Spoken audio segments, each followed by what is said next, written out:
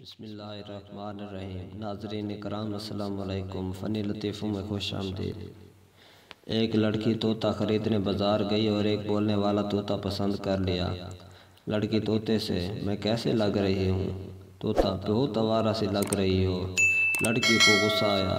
طوطے کا مالک دکاندار خریداری کھٹائی میں پڑتے دیکھ کر غصے میں آ گیا اور طوطے کو پانی میں غوطہ دیا اور کہا کہ اب اگر تم نے غلط بات کی تو پانی میں ڈبو دوں گا۔ طوطے نے ٹھیک بات کرنے کا وعدہ کر لیا۔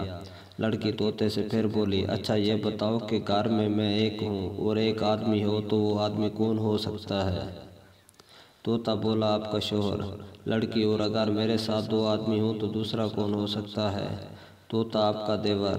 لڑکی، اگر تین ہوں تو؟ طوطا، آپ کا شوہر، آپ کا دیور اور آپ کا سسر۔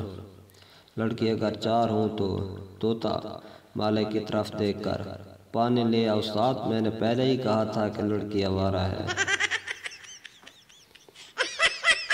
آج کے دور میں سر اٹھا کر وہی چل سکتا ہے جس کے پاس موبائل نہ ہو، نہیں تے قسمیں نالیاں وچ ڈگدے تے کندھاں وچ وگدے میں آپ دیکھے نے۔